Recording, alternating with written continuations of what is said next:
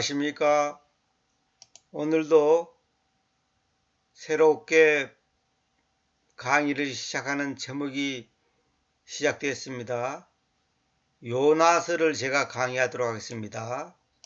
사실 저는 요나서 강의할 생각을 어제 그제만 해도 전혀 생각도 않고 다른 걸 다 준비해 놓은 것이 몇 가지 있어가지고 어느 걸 할까 생각하고 하나님께서 마음을 감동시켜 주기를 기다리고 있었는데 갑자기 낮에 어느 글을 보다가 요나서에 대한 것을 강하게 부담을 주셨습니다. 그래서 대충 이렇게 점검을 하고 있었는데 밤에 자다가 말고 밤중에 하나님이 잠을 깨게 해서 여기에 대한 너무나 부담을 주셔서 일어나가지고 12시 넘어가지고 두세 시간 동안 요나서를 준비하게 되었습니다. 그래서 어저께 강의하려고 했는데 그저께는 컨디션이 안 좋아서 오늘 아침에 지금 아침 9시 지금 16분인데 이 시간에 녹음을 하게 되었습니다. 하나님께서 요나서를 강의하게 한 이유가 여러 가지 있겠지만은 무엇보다도 제 자신에게 하나님께서 뭔가 말씀하시는 것이 있을 줄 알고 또 여러분에게도 동일한 은혜가 될 줄 믿습니다. 한 달 동안은 제가 공개적인 강의는 안 했습니다. 지난번에 이제 이사야서를 다 마치고 이제 이번 주부터는 일요일 강의에서는 에레미야를 강의하려고 지금 준비해 놓고 있습니다. 그 에레미야를 공개를 할까 말까 지금 고민 중에 있는데 어쨌거나 요나서는 제가 공개를 해서 아무나 다 볼 수 있게끔 하겠습니다. 또 원하는 사람은 요나서 강의 들은 분 중에 원하는 분은 제게 요청을 하면 예레미야를 개인적으로 보내드리도록 하겠습니다. 또 예레미야를 받으신 분은 또 다른 분에게 또 전달해 줄 수도 있습니다. 그러나 공개를 안 할 경우는 한 일주일 정도 지난 다음에 제가 삭제를 시킵니다. 아무튼 요나서를 하나님께서 제게 강의하도록 마음에 강한 부담을 주어가지고 지금 녹음을 하려고 하는데 큰 전쟁터에 나가는 병사처럼 너무나 긴장이 되고 두근거리고 정말로 굉장히 긴장이 됩니다. 그 중요한 게임을 하는 선수들이 중요한 게임을 앞두고는 잠을 잘 못 잔다잖아요. 마음에 긴장이 돼 가지고. 그러나 하나님께서 제 입술을 어떻게 사용하실지 모르지만은 오늘 새벽부터 일어나서 하려다가 몇 번 스톱이 되고 중단이 되고 이제 9시부터 시작하게 됐습니다. 여러분도 잘 알지만 요나서가 어떤 학자들은 뭐 사실이다 아니다 뭐 하는데 그거는 다 가짜 학자들의 소리고 요나서는 문자 그대로 역사적인 사실입니다. 요나서가 뭐 사람이 어떻게 물고기 뱃속에 들어가서 살 수 있냐 어쩌냐 그러는데 그거는 하나님을 못 믿는 거죠. 이따가 이제 내용이 나오겠습니다만은 일단은 이제 요나서가 역사적인 사실이라는 것을 전제하고 하나님의 말씀에서 기록된 것은 다 사실입니다. 다 이유가 있고 목적이 있고 뜻이 있는 겁니다. 자, 1장부터 봅시다. 1장은 요나의 불순종을 볼 수 있다 그랬죠. 우리 모든 인간은 다 하나님 앞에서 불순종의 자식입니다. 우리가 불순종을 했기 때문에 문제가 생기는 거예요.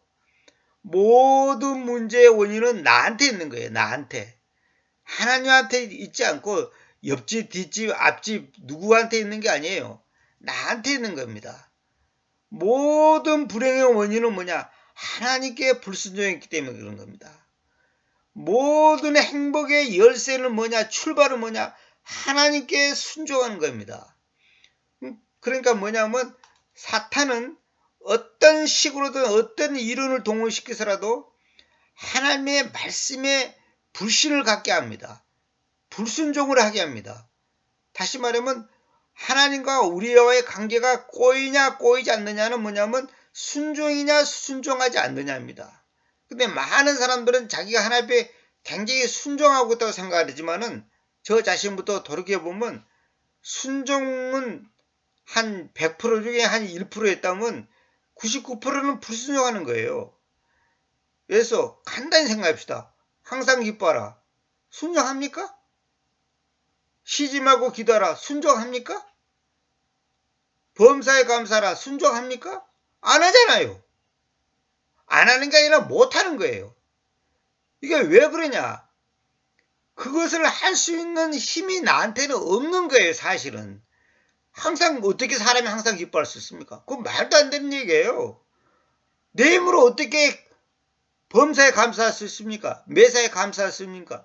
갖가지 것 안에서 감사할 수 있습니까? 그건 불가능한 거예요.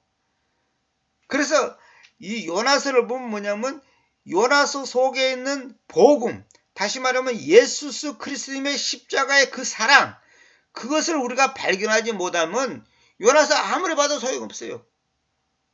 항상 제가 말씀드리지만은 성경은 항상 창세부터 요한계시록까지 예수 그리스도님, 그분의 그 사랑과 그 십자가, 그분이 하나님 되신과 그분의 전능하신과 그분의 주권과 그분의 무한한 사랑, 그분의 용서, 그분의 긍휼, 그것을 우리가 느끼지 못하고 깨닫지 못하고 알아차리지 못한다면, 인지하지 못한다면 지금 성경을 잘못 보고 있는 거예요. 성경은 단순한 교과서, 하나의 단순한 어떤 도덕 강의, 아니면 뭐 단순한 어떤 뭐 철학, 어떤 심리학, 어떤 과학이 아니에요. 성경은 생명 그 자체고, 지난번에 제가 그 이사에서 말한 것처럼 씨입니다. 씨. 하나의 말씀은 씨예요. 씨. 씨가 내 속에, 내 마음에 심겨져서 그것이 열매를 맺는 거거든요. 자, 이제 봅시다. 이제 주님의 말씀이 아미타이의 아들 요나에게로 왔는데 말씀하시기를 그랬죠. 아미타이의 아들, 우리 개성에는 아미떼라 그러죠. 아미떼. 아미떼라 하지 말고 아미타이. 자, 봅시다. 아미타이는 누구냐면 히브리어로 신실한, 충직한 이런 뜻을 갖고 있답니다. 그 이름의 뜻이. 우리 말도 다 이름의 뜻이 있잖아요. 근데 아미타이라는 사람의 아들이 요나예요. 그러니까 참 아버지의 그 이름이 뜻이 굉장히 좋죠. 그 요나는 뭐냐면 비둘기라는 뜻을 갖고 있어요. 비둘기. 비둘기는 우리 평화의 상징이잖아요. 이 비둘기라는 뜻을 갖고 있는데 제가 간단히 적어놨습니다. 스불론 부족에 속하며, 우리는 스불론 지파 그잖아요. 그 원래 지파란 말은 정확한 말 아니고 이 부족이라 그래야 됩니다. 부족에 속하며 갈릴리 지역 나자렛 근방의 갓 헤페르라는 동네 출신이에요. 이 갈릴리 근방에 나자렛이 동네가 있잖아요. 예수님이 태어나신 나자렛이 있잖아요. 그 근방에 갓 헤페르라는 그 지역이 있다는 거예요. 우리도 보잖아요. 그 어떤 도시 서울이 있으면 또 성남이 있고, 성남이 있으면 또 그 옆에 뭐가 있고, 이렇게 동네가 있잖아요. 갓 헤페르라는 그 지역의 출신이라는 거예요. 이스라엘이 크게 번영한 여로보암 2세, 다시 말하면 예수님 오시기 전에 793년에서부터 753년 이 여로보암이 이제 그 기간에 통치를 했고 그렇게 살았는데, 그 오랜 통치 기간 중에 사역한 예언자로서 이제 요나가 그렇다는 거예요. 그러니까 여로보암 2세 때 그 예언자로서 일했다는 거죠. 주전 760년경 아모스 예언자 직전에 북왕국 이스라엘, 그러니까 이스라엘이 그 솔로몬 왕 다음에 사울, 그 다음에 다윗, 그 다음에 솔로몬 해가지고 솔로몬 왕이 죽고 난 다음에 왕국이 두 개로, 우리나라 남북한처럼 딱 갈라졌잖아요. 그러니까 북쪽은 이스라엘이에요. 우리가 말하는 이스라엘. 그러니까 이스라엘 수도가 사마리아예요. 근데 우리 생각들은 이스라엘 수도가 예루살렘 아니까 이렇게 생각하는데, 요즘에야 물론 예루살렘이죠. 그런데 이제 그 당시는 그렇다는 거예요. 그 당시는 사마리아예요. 그런데 내가 강의 많이 들어본 사람은 알겠지만은 사마리아 지역이 왜 남유다 사람들이, 그 유다 왕국의 남유다 쪽에 있는 그 사람들이 사마리아를 무시했냐면, 사마리아의 동네가 이교도 신자, 이교도들이 많이 지나가는 곳이에요. 그래서 이교도들이 지나가다 보니까 이교신, 다시 말하면 이 잡신들이 많이 들어와서 그 사마리아 지역이 도덕적으로 영적으로 완전히 타락이 됐어요. 부패됐단 말이에요. 그러니까 이 유다 땅의 이쪽에 남쪽에 있는 사람들의 입장에서는 사마리아 지역을 완전히 말하자면 우리식으로 표현하면 쌍놈들, 완전히 이 대먹지 못한 인간 족속들이 사는 곳이라고 해서 사마리아 지역을 완전히 무시한 거예요. 그건 이제 역사적으로 공부를 해보면 아는데, 그래서 이스라엘의 수도가 당시에는 사마리아예요. 북왕국 시대 때는. 그러니까 10부족을 상대로 사역했다. 그 요나가 10가지 부족을 상대로 사역을 했다는 거예요. 일을 했다 그 말이에요. 근데 당시에 북왕국은 비교적 오랫동안 평화와 변형을 누렸으나 영적으로는 형식적인 신앙이고 우상 숭배가 심하였다 이렇게 돼 있죠. 그러니까 제가 그 책들을 조사를 해보니까 그 당시 하여튼 사마리아가 너무너무 온갖 제약이 다 있었다는 거예요. 온갖 제약이. 뭐 말도 못했다는 거예요. 그러니까 사마리아가 이제 완전히 이제 부패돼 있어서 남쪽 유다에서 이제 무시를 했죠. 그래서 유대 전승, 이거는 이제 그 성경에는 없습니다. 유대 전승에 따르면 요나는 사렙다 가부 있잖아요. 그 11개 상에 있잖아요. 그 사렙다 가부의 아들이라고 하나 확실한 것은 아니다. 확실한 것은 아니답니다. 근데 유대인들의 그 전승에 의하면 사렙다 가부의 아들이라고 기록이 있다는 거예요. 근데 성경에는 이제 그렇게 기록되어 있지 않아요. 근데 이거는 이제 참고로만 여러분들이 아시기 바랍니다. 남쪽 유다 왕국은 우시아 왕이 그 당시 통치를 했는데 수도는 예루살렘이에요. 그래서 나중에 이제 그것이 이제 통일이 돼가지고 이제 뭡니까? 이제 이스라엘이 되고 예루살렘이 됐죠. 그러니까 솔로몬 왕이 죽고 난 다음에는 그냥 이제 북쪽과 남쪽으로 갈라졌죠. 그래서 사람들이 우리나라 남북한하고 아주 비슷하다 이렇게 이제 말을 하고 한국이 이제 제2의 이스라엘이다 뭐 이런 식으로 표현하잖아요. 그래서 열왕기하 14장 25절에 이제 그 요나의 아버지 이름이 나와요. 아미타이가 봅시다. 그가란 뭐냐면 여로보암을 말한 겁니다. 하맛에 들어가는 곳에서부터 평원의 바다에까지 이스라엘의 연한을 되찾았는데 이스라엘의 하나님이신 그 주님의 말씀에 따른 것이니 그분께서 자신의 종 요나의 손에 의해서 이야기했던 것이다. 요나는 아미타이의 아들이요 예언자요 갓 헤페르 출신이다. 갓 헤페르라는 그 동네가 이름이 있습니다. 동네 이름입니다.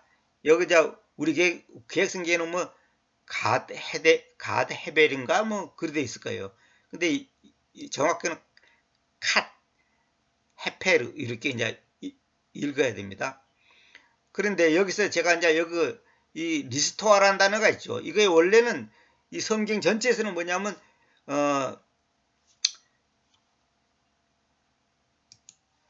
이 리스토아라는 것은 뭐냐면 반환시키다는 뜻이에요. 반환. 스토아가 이게 창고라는 뜻이잖아요. 그 리스토아 다시 원상복귀 시킨 거예요. 반환시킨다는 뜻인데 반환시킨다 그러니까 사람들이 오해하는 게 뭐냐면 아니 평원의 바다에까지 이게 하맛에 들어가는 곳에부터 평원의 바다까지 이스라엘 연안이라는 것은 이제 바닷가를 말한 겁니다. 연안을 반환시켰다 이러니까 뭐 도로 줬다는 뜻인가 이렇게 오해를 하는데 이거는 무슨 말이냐면 잃어버린 땅을 여로보암 2세가 다시 찾았다는 거예요.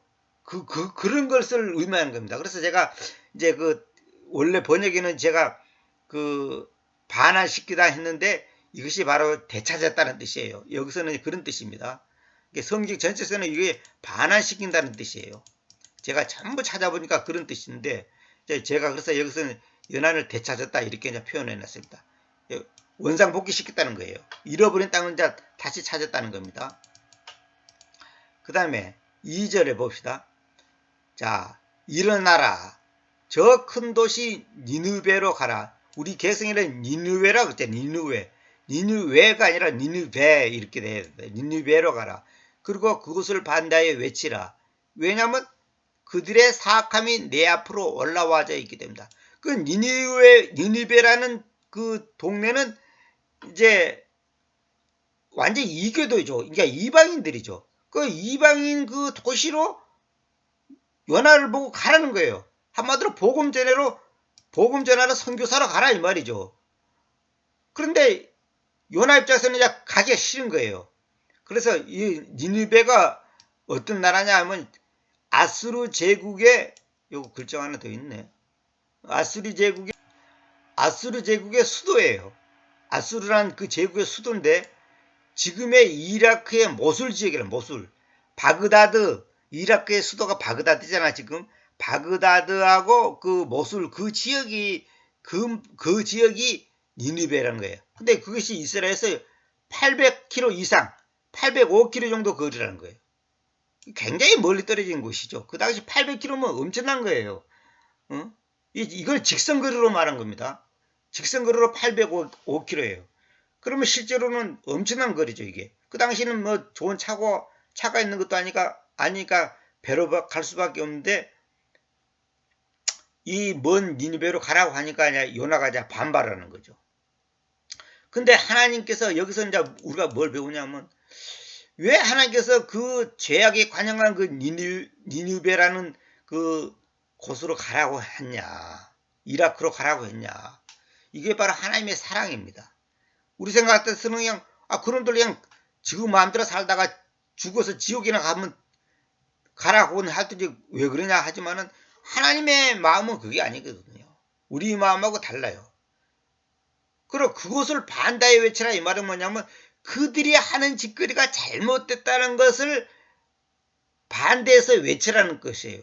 그것을 대하여 그것을 행하여 이런 말이 아니에요.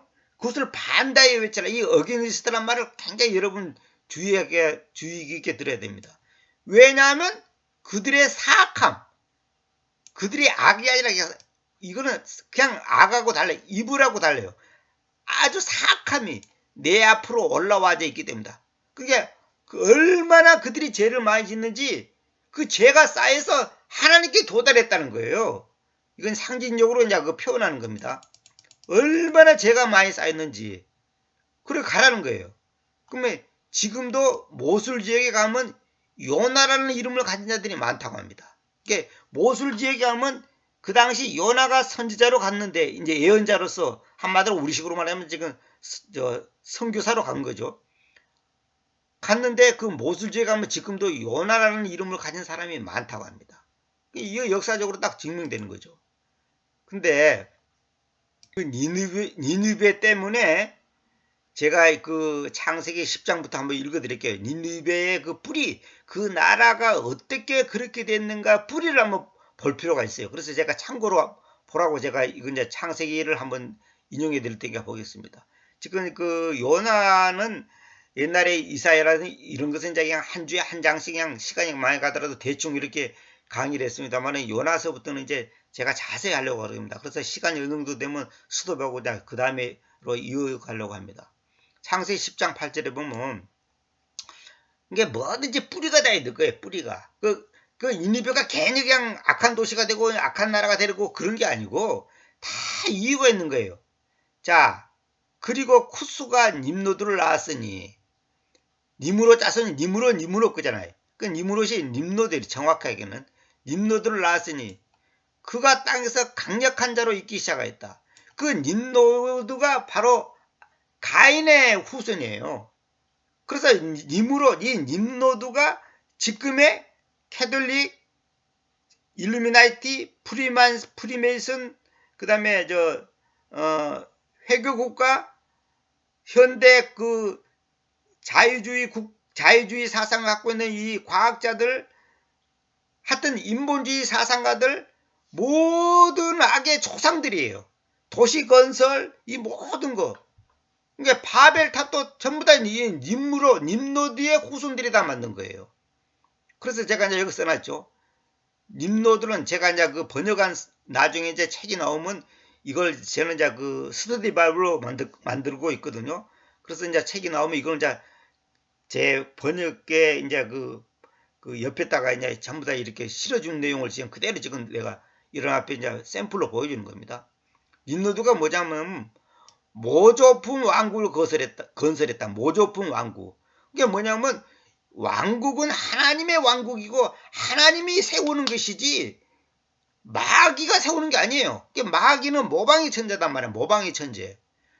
이 적그리스도 왕국을 예표한 거다. 이렇게 됐죠. 님노드가 세우는 그 나라가 적그리스도 왕국을 예표하는 거고, 프리메이슨.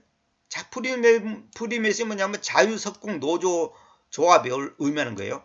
카톨릭의 기원으로 본다. 후에 바벨탑. 이 바벨탑이 이제 그 전부 다 님노드의 그 후손들이 만든 거예요. 지금의 이라크 땅을 말하고, 이 바벨탑의 높이가 가로 세로 높이가 91.2m예요. 그러나 피라미드를 건축하는 자들로서 태양을 숭배하고 범신론, 다신론을 주장하는 자들의 조상으로 볼 수 있다. 어떤 사람들은 피라미드를 갖다가 욥기가 욥이 세웠다 이렇게 주장하는 사람인데 그거 아니에요. 피라미드는 태양신 숭배 사상가들, 다시 말하면 이 사탄 족속들이 자기들이 신을 섬기기 위한 한마디로 제단이에요. 제단.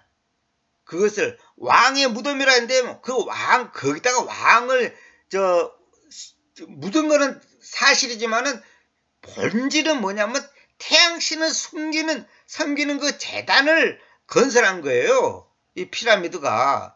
이게 전부 다 님노드의 후손들이단 말이에요. 그래, 이 피라미드를 만들 때 거인족들이 동원됐다는 것이 사실이에요. 보통의 현재 우리와 같은 이 정도의 사람으로는 그걸 못 만들어요. 그리고 그 피라미드가 굉장히 과학적입니다. 이집트의 그 대피라미드라고 제일 큰 피라미드 있잖아요. 그 피라미드가 정확하게 북극성을 가리키고 있는 거예요. 그 위치가. 그러고 동서남북을 딱 하나 가리키는데 이 지구의 중심을 정확하게 잡아가지고 이 태양을,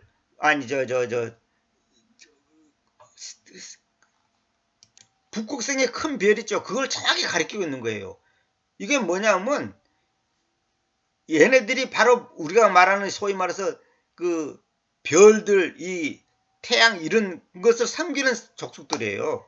그래서 피라미드가 여러분 지금 거인족이란 것이 옛날만 있는 게 아니에요. 지금도 거인족이 있어요. 그 유튜브 듣는 부분 다 나옵니다. 이건 비정상적인 인간들이에요. 어쨌거나 이 피라미드를 건축하는 자들로서 태양을 숭배하고 범신론, 다신론을 주장하는 자들의 조상으로 볼 수 있다. 그런 거예요. 볼 수 있다가 아니라 사실 그대로예요. 사실은.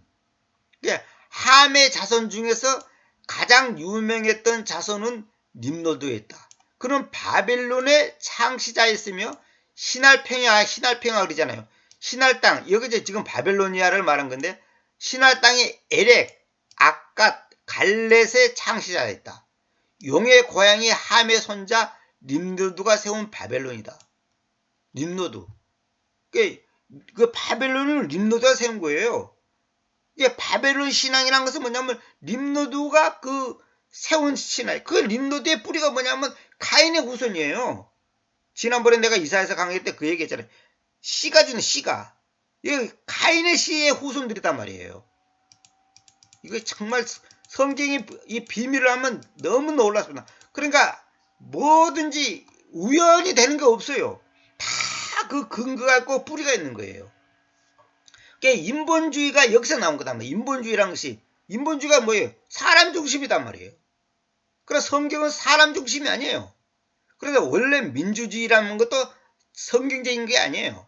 성경적인 것은 뭐냐면 주님께서 세우신 예언자, 우리가 말하면 보통 선지자라고 하잖아요. 그 주님께서 세운 이사야라 같은 이런 예언자를 통해서 직접적으로 말씀하셔가지고 우리를 통치하는 거예요. 근데 이스라엘 백성들이 우리도 이방인들처럼 왕을 주세요. 그래가지고 세운 것이 사울왕 아닙니까? 결국은 그 왕을 세우니까 그 왕을 세웠다는 것 자체가 뭐냐면 인본주의가 들어왔다는 뜻이거든.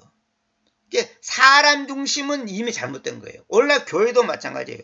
사람 중심이 되고 어느 특정한 목사, 특정한 예언자, 특정한 사람을 너무 떠받들어서 그 사람 중심으로 나가는 것은 그게 바로 인본주의고 그 교회가 부패됐다는 거예요. 여러분 지금 사회적으로도 문제를 일으키는 교회들 한번 보시오. 전부 다 뭐냐면 그 목사가 왕이 되어가지고 목사가 말하면 신격화가 되어 있는 거예요. 그러니까 모든 이단들, 모든 이 잘못된 교회들, 잘못된 사이비들 특징을 보면 뭐냐면 어느 특정인이 절대 권력을 가지고 있어가지고 그 사람에 의해서 모든 재정과 모든 것이 통제되는 거예요. 그것이 잘못된 교회의 문제인 거예요. 그러니까 이 nimrod라고 하는 이 인간이 세운 이 바빌론이 바로 오늘날 가톨릭이 다 뿌리단 말이에요. 그게 우연히 어느 날 갑자기 하늘에서 뚝 떨어진 거 아니에요. 다 이유가 있는 거예요. 마귀는 항상 뭐냐면 나중에 제가 이제 계시록을 이제 한번 강의하게 되면 알겠지만은 마귀는 하나님과 하나님의 자녀들, 다시 말하면 아벨의 씨를 가진 하나님의 자녀들과의 관계를 해방하고 못살게 하고 괴롭히는 거예요. 근데 하나님은 그걸 또 역이용해 가지고 그걸 통해서 하나님의 자녀들을 거룩하게 겸손하게 순종하게 하신단 말이에요. 이것이 성경의 역사고 계시록의 그 흐름이 다 그런 뜻이에요.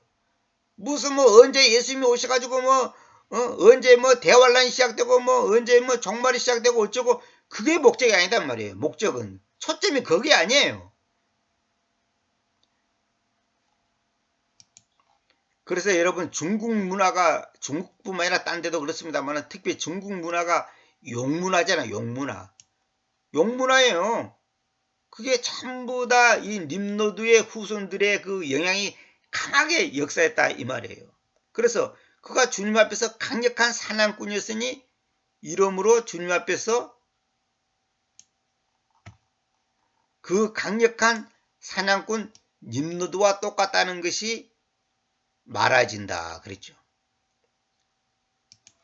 그리고 그의 왕국의 시작은 시나르 땅 안에서 바벨과 에렉과 아카드와 칼레이었다 그랬죠.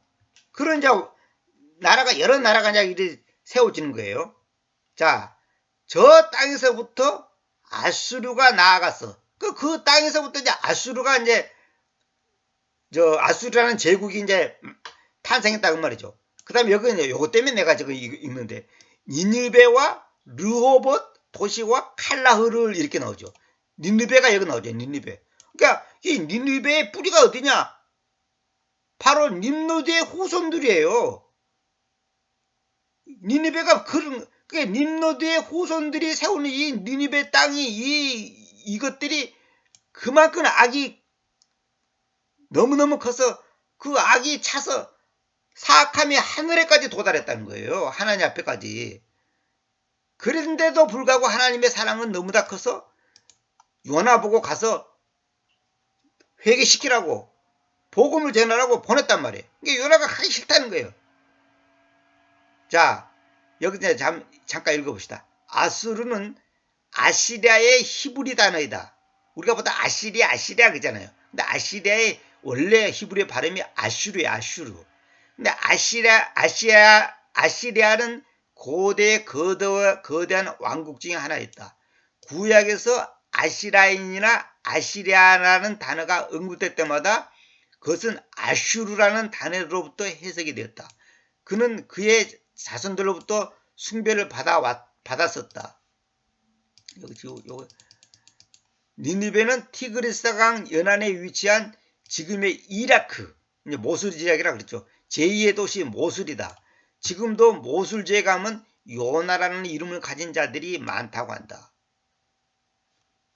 그러니까 제가 왜 이 장황하게 얘기하냐면 니느베 때문에 얘기하는 겁니다.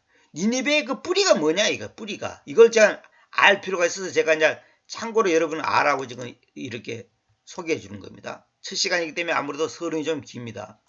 그리고 니느베와 칼라흐 사이에 레슨을 건축하시니 바로 그것이 큰 도시다. 큰 도시. 그래서 그것이 나중에 계시록 가보면 뭐야? 저 큰 도시가 무너진다 그랬죠. 이게 무슨 말이냐면 인간이 세운 인간의 그 힘, 인간의 그 어떤 그 업적, 어떤 대단한 어떤 성과, 그것이 결국은 하나님 앞에서 다 무너진다는 거예요. 그걸 지금 예표적으로 지금 얘기하는 겁니다. 그러니까 이게 전부 다 창세기에 있는 이것과 계시록에 있는 것이 다 연결되는 거예요. 그러니까 이런 걸 정확하게 설명을 해줘야 돼요. 근데 결론은 뭐냐? 이거의 결론은 뭐냐? 딴 게 아니고 인본주의는 반드시 무너진다. 그걸 얘기하고자 하는 거예요.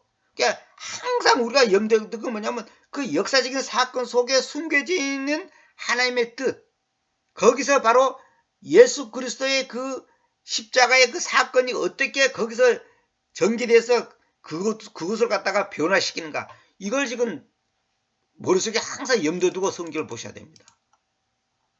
그래서 제가 여기 이제 설명을 좀 써놨죠.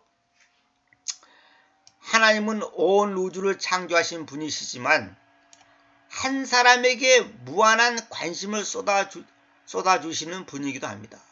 그러니까 하나님은 온 우주를 창조하고 수많은 인간들을 이 땅에 보냈지만은 한 사람에게도 하나님께서는 무한한 관심을 쏟아주신다 이 말이에요. 별 볼 일 없고 정말로 보잘것없는 한 인간, 솔직히 말해서 70억 80억 인구 중에 한 명 죽는다고 무슨 영향을 받습니까? 아무것도 아니죠. 그러나 하나님은 그 한 사람에게 무한한 관심을 쏟아주시는 분이십니다.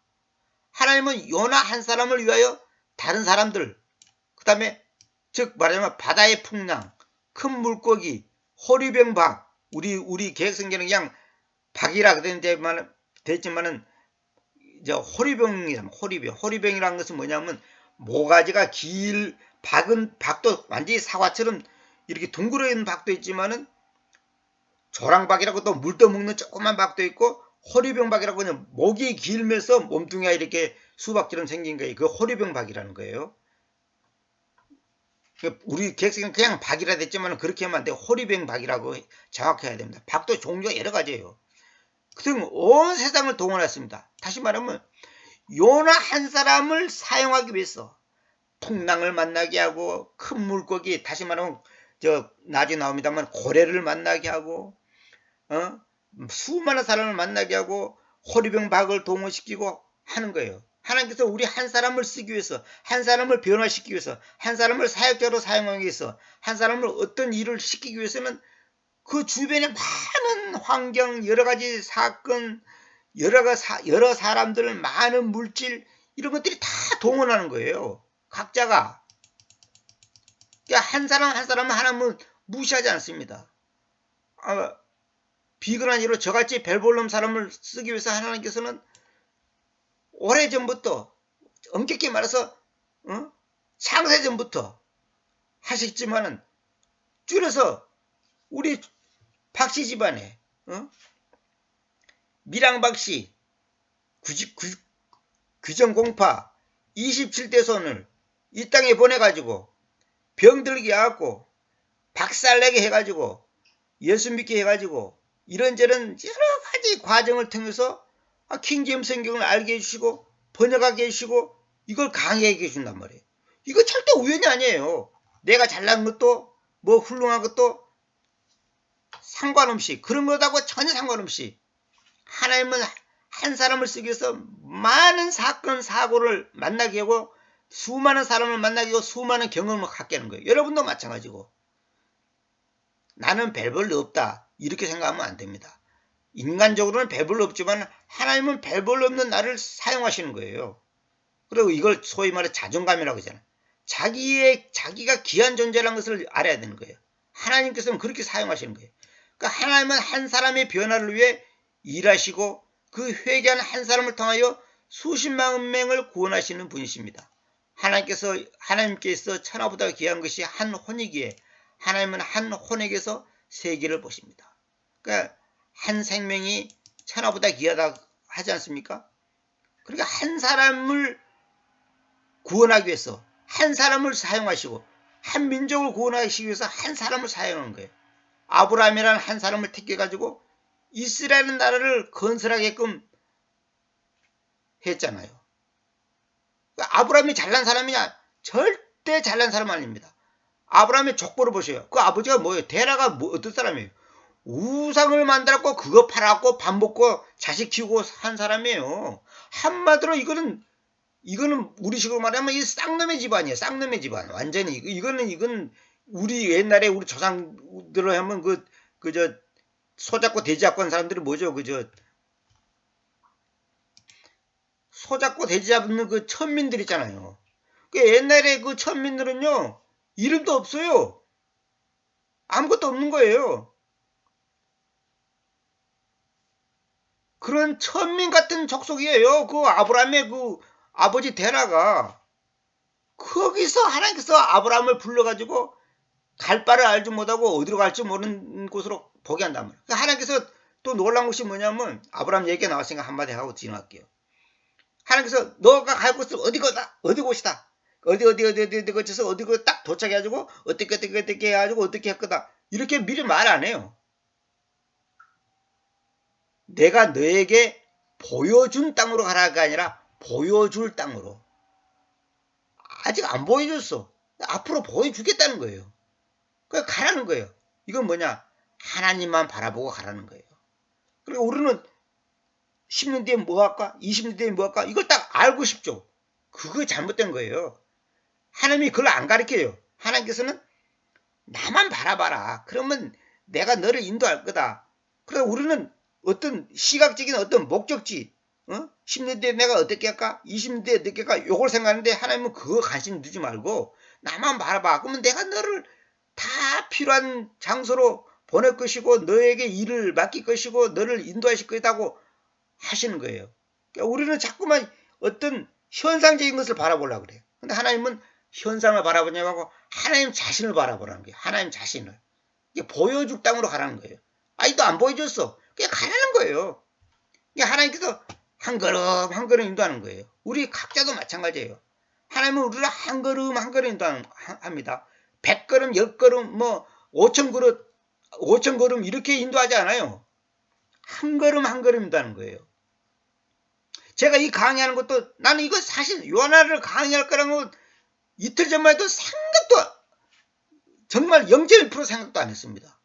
근데 하나님께서 갑자기 요나에 대한 그 부담을 나에게 주는 거예요. 결국 뭐냐? 이 요나서를 보고 저한테 하시고자 하는 메시지가 있는 거고 또 이 요나서를 통해서 누군가는 하나님께서 듣게 해주고 싶은 그 사람들이 있는 거예요. 몇 사람이 되는지 모르지만은 그걸 저같이 무능하고 별볼 없는 사람을 통해서 이걸 강의한단 말이에요. 참 이거 너무 신기한 거예요. 그리고 오늘은 제가 시간이 많이 갔습니다. 오늘 이제 서론을 하다 보니까 이제 진도가 많이 못 나왔는데 지금 요나서는 뭐 하루에 한 장 한다 그런 걸 갖지 않고 하나님께서 인도하신 대로 지금 가려고 합니다. 뭐 요나서를 10분 강의하는지 20분 강의하는지 저도 몰라요. 하나님께서 인도하신 대로 제가 하려고 합니다. 그래서 제 말이 좀 서툴고 어벙하고 그래도 여러분들이 이해하시고 정말 이 요나서를 통해서 하나님께서 어떻게 하시는가? 결론은 뭐냐? 미리 말하지만은 예수 그리스도의 그 십자가의 사랑, 그 은혜가 어떻게 미치는가? 주님은 어떻게 요나를 통해서 당신을 보여주는 거예요. 그러니까 이 세상의 모든 삼라 만상이 하나님이 어떤 분이라는 것을 보여주는 거예요. 여러분, 만약 어떤 사람이 시계를 만들었다 합시다. 그러면 그 시계를 보면 이 사람이 실력이 얼마나 뛰어난 실력인지 그냥 나오는 거잖아요. 마찬가지로 이 우주를 보면 하나님이 어떤 분이라는 것을 그냥 이건 뭐 어떻게 표현할 수가 없잖아요. 인간이 달을 만들 수 있어요? 별 만들 수 있어요? 근데 저 하늘에 별과 달이 떠 있잖아요. 이건 너무 놀라운 거예요. 마찬가지로 하나님께서는 우리에게 각자의 삶을 통해서 당신이 어떤 분이라는 것을 보여주는 거예요. 그러니까 내가 경험한 모든 사건과 사고와 모든 그 경우를 통해서 하나님이 어떤 분이라는 것을 나에게 가르쳐주고 싶은 거예요. 각자 다 여러분도 마찬가지고 다 마찬가지예요. 너무 놀랍죠. 그러니까 하나님이 하시는 일은 우리가 청량할 길이 없는 거예요. 그래서 이 요나서를 통해서 결국은 하나님의 그 사랑과 그 은혜, 그 긍휼하심, 그걸 우리가 배워야 된다는 거예요. 결국 나보고 하는 문제예요. 내가 불순종한 사람이고 내가 요나 같은 사람이에요. 그래서 옛날에 우리 교회 다닐 때 목회자들이 그 설교할 때 요나 그잖아요. 내가 요나 같은 놈이다 이거예요. 내가 요나다 이거예요. 내가 요나다. 응? 내가 요나예요. 여러분이 요나예요. 아, 요나는 저렇게 왜 믿음이 없을까? 이렇게 비난할 수 있는 사람 있어요? 없어요. 아까도 말했지만 순종. 우리가 순종합니까? 아까 이거 나왔지만 요나의 순종을 볼 수 있다. 이 1장을 통해서. 요나가 순종합니까? 못합니까? 뭐 처음에는 못하잖아요. 그러다가 얻어 터지고 나서 이제 순종하잖아요. 그러니까 하나님은 우리를 항상 쓰실 때 얻어 터지게 만듭니다. 완전히 밑자루로 떨어뜨립니다. 그래가지고 하나님께서 쓰시는 거예요. 그래서 하나님 앞에서는 우리가 내세울 게 아무것도 없습니다. 요나나 저나 여러분이나 다 똑같이 불순종의 자녀. 그 예배서에 있잖아요. 우리의 과거에는 다 불순종의 아들들이었다 이거. 불순종의 자녀였다 이거예요. 그러나 이제는 하나님께서 우리를 순종의 자녀로 만드는 거예요. 참 이 놀라운 사랑입니다. 그래서 이제 제가 서론이 오늘 좀 길었습니다만은 근데 그 요나서를 정확하게 이제 알려주기 위해서. 그래서 이 뿌리, 니느베라는 이 뿌리가 어디에서 나왔냐 이거예요. 이게 바로 가인의 후손이고 님로드의 후손이고 한마디로 말해서 사탄의 종자를 가진 인간들의 족속이란 말이에요. 그런 족속들에게 하나님께서는 구원의 은혜를 베풀려고 요나라는 사람을 선택해 가지고 보낸다는 거예요. 근데 요나가 또 말을 안 들어요. 그게 하나님 앞에 얻어 터져. 그 다음에 하나님께서 어떻게 사랑을 베푸는가 이 과정을 우리가 공부해 봅시다. 오늘은 여기까지만 하도록 하겠습니다.